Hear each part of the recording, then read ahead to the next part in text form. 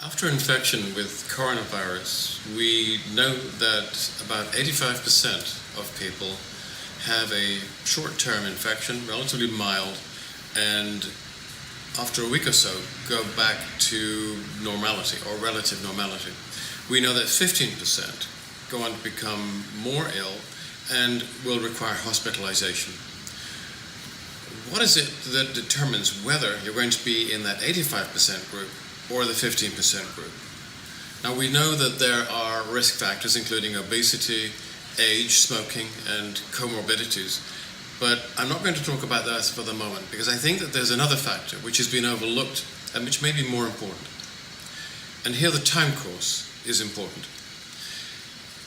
After infection, there is a period of up to 7 or 9 days during which there will be a viremia, that is, the virus is detectable in blood, in the back of the throat and certain other tissues, and during that phase you might have a sore throat, headaches, mild fever, a few aches and pains.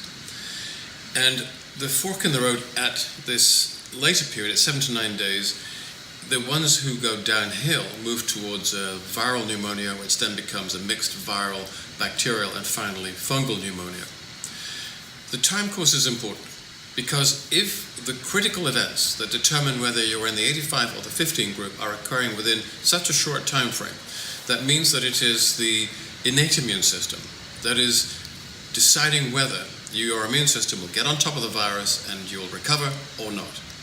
Now, the innate immune system is interesting because it's very susceptible to dietary influences. So, for example, its cellular components, such as neutrophils, macrophages, can only function optimally if you have 1,3,1,6 beta-glucans in the system.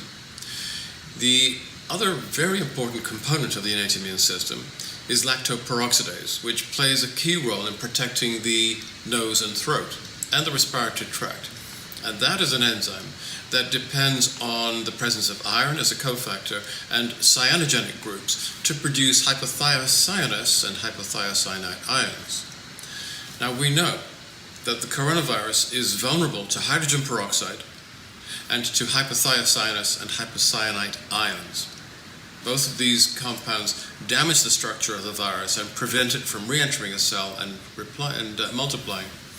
Now, the innate immune cells produce hydrogen peroxide, and for that you need the 1,3,1,6 beta-glucans. The enzyme lactoperoxidase produces the hypothiocyanous and hypothiocyanate ions, and for that you need the iron, you need the cyanogens. And we've included all of these in one single nutritional package, which is Extend.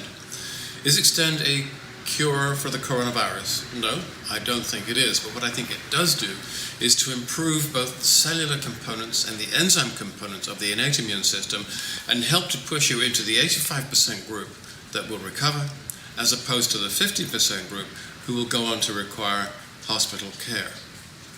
If by using this formulation we can push you into that 85% group, if by giving this to enough people we can increase the split from 85-15 to 90-10, we can cut the numbers of people who need hospitalization by a third.